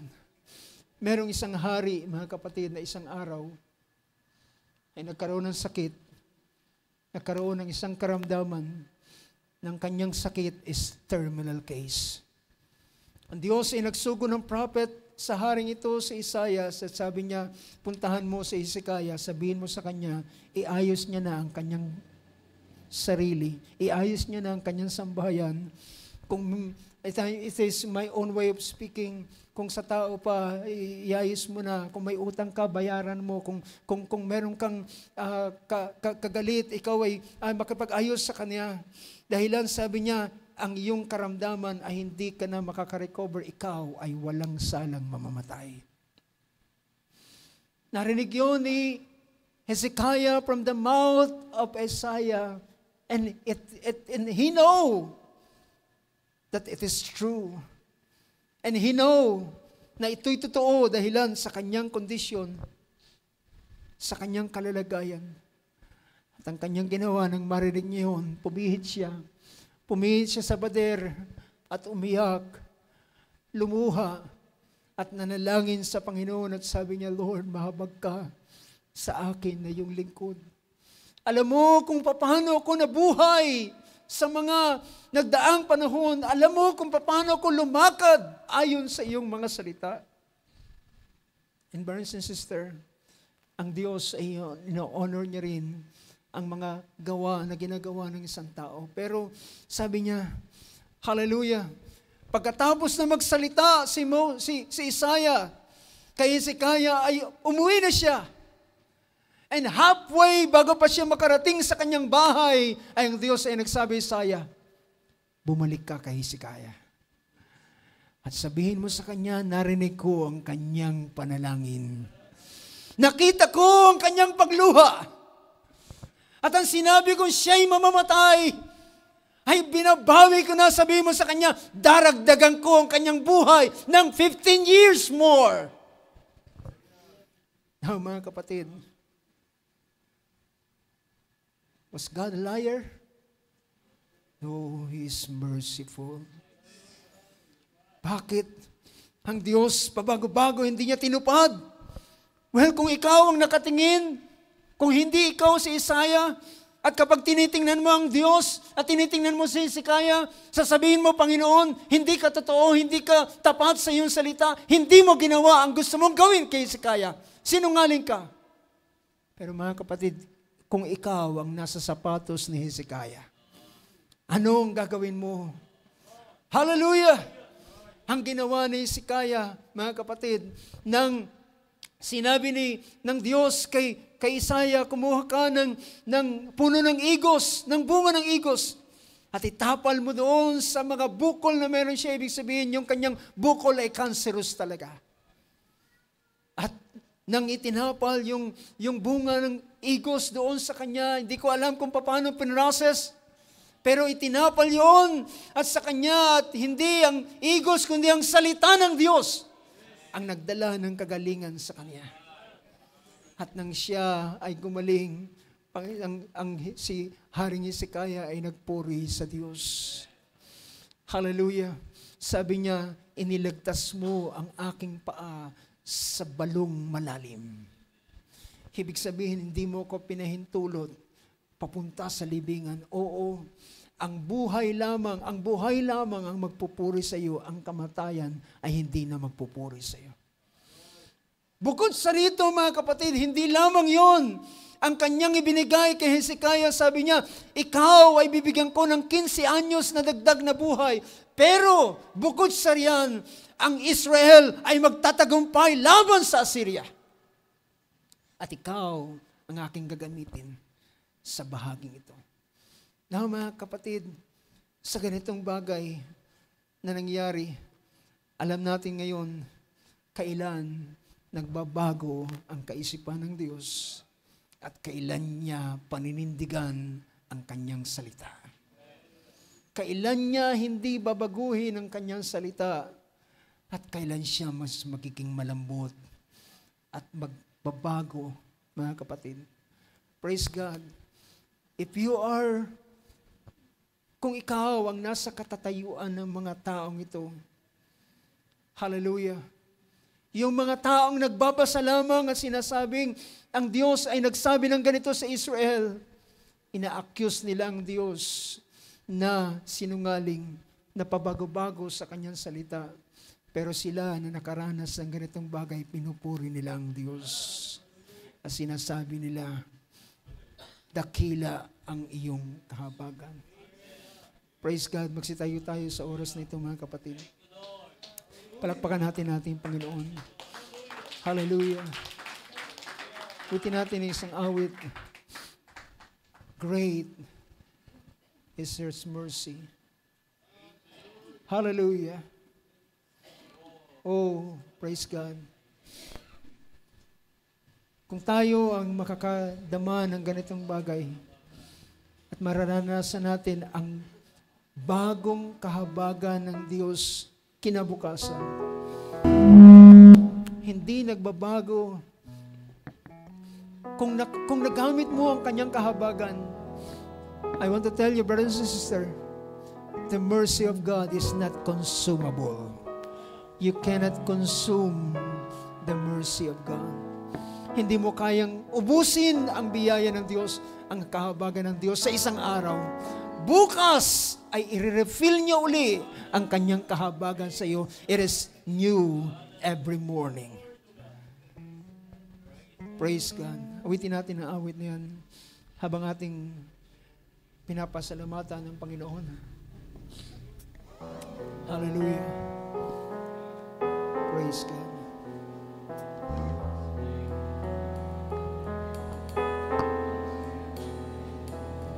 Thank you for your mercy. Thank you for your grace. Thank you for your blood that's made a way to come into your presence and glorify your name. Lord, I stand amazed at what I see. Great is your mercy toward me, your loving kindness toward me, your tender mercies I see day after day. Forever faithful to me, always providing for me. Great is your mercy toward me. Great is your grace.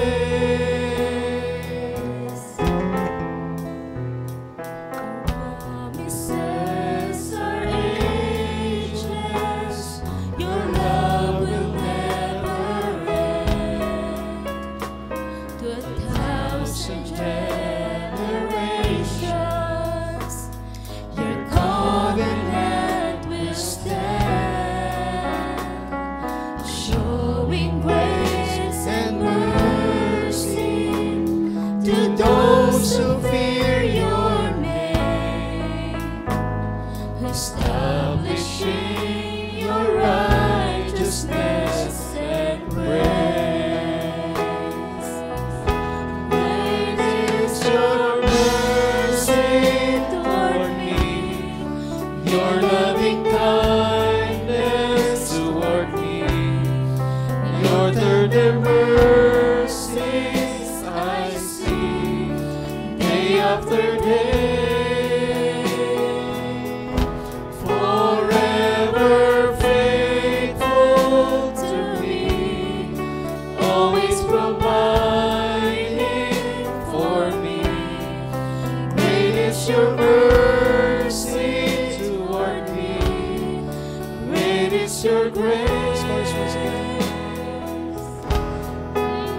It's your mercy toward me, your loving kindness toward me, your tender mercies I see day after day. Forever faithful to me, always providing for me. Great is your mercy toward me.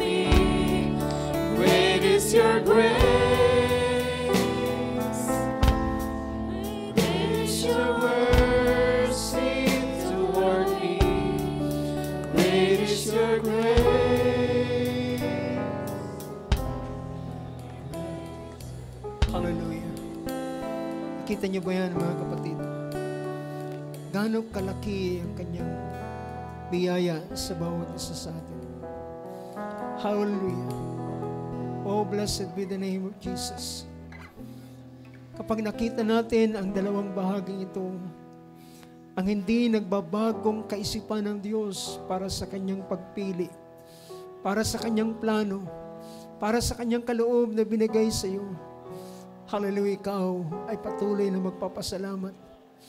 At kung siya man ay makita mo na nagbabago ng kanyang mga, hallelujah, kalamidad na minsan ay sinasabi niya sa sino man, at hindi niya ginagantihan ang ating mga kasalanan ng ayon sa nararapat nating tanggapin, ikaw ay magpapasimula magsabi, salamat Panginoon sa kahabagan na iyong ginawa at ipinahayag, hallelujah, sa akin. Praise God, hallelujah. Blessed be the name of Jesus. Shall we pray? Amang Diyos, sa oras na ito, Lord God, O Panginoong Diyos, hallelujah, salamat na ang makita namin ang iyong kaisipan, Panginoon, ay isang pribilehiyo para sa bawat isa sa amin. Ang maranasan namin, Lord, ang kahabagan mo ay isang napakalaking biyaya na aming tinatamasa, Panginoong Diyos. At Lord God, hallelujah, ang ganitong biyaya mo, Diyos, ay ito ang aming kailangan sa lahat ng araw ng aming buhay, Panginoon. Ito ang magdadala sa amin upang kami ay magpatuloy, Panginoon, hallelujah, sa paglilingkod sa iyo dahilan ikaw ay mapagbihaya. O Lord God, hallelujah, ang kaaway ay nag-aakyat manaog. Ang kaaway na si Satanas ay umakyat sa luklukan mo at nag-a-accuse ng maraming bagay laban sa amin. At maaaring ang kanyang accusation ay tama at totoo. Hallelujah. Ngunit Lord God, ikaw ay nagsabi sa pamamagitan ni Apostol Pablo, sino ang magsasakdal, hallelujah, sa mga hinirang ng Diyos? Ang Diyos ang siyang umaaring ganap. Hallelujah. Panginoon, sa isang araw, ang accuser na si Satanas ay yung ikukulong sa kalaliman at hindi na siya makapangdadaya at di na rin siya makakapag-akusa. Ngunit Lord, ang iyong biyaya ay magpapatuloy sa bawat isa sa amin. Panginoon Diyos, salamat. Hallelujah. Maraming panahon na kami ay nakapagdala ng kalumbayan sa iyo. Nabigo ka namin. Hallelujah, hindi namin nagawa ang iyong mga bagay na kaminsan ay pinapagawa sa amin. Naalala na namin ng si Solomon ay gumawa ng isang mabigat na pagsalangsang.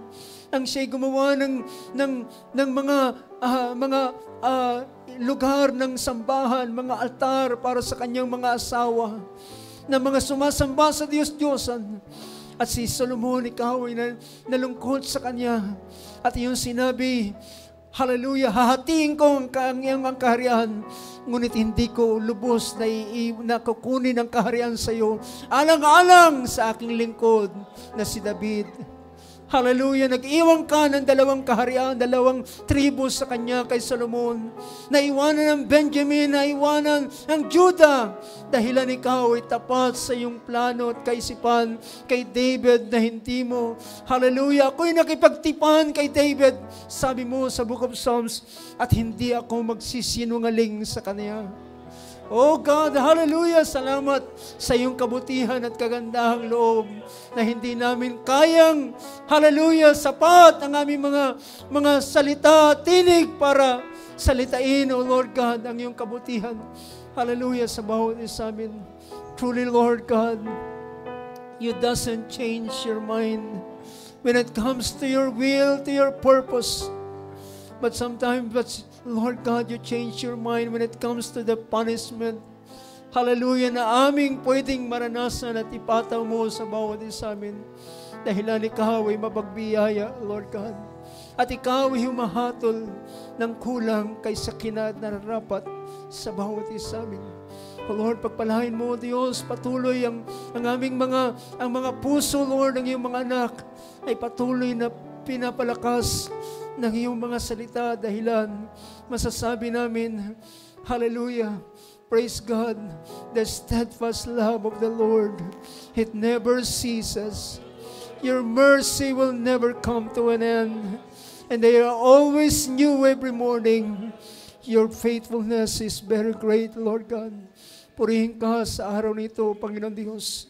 Nais namin ibigay sa iyo ang karangalan ng papuri at pagpapasalamat. O, dakila ka, Panginoon Diyos. Binibigay namin ito sa pangalan ng aming Panginoong Kristo Jesus. Amen. Amen and amen. Palakpakan natin Panginoon. Oh, bless your name, O Lord God. Hallelujah. Hallelujah.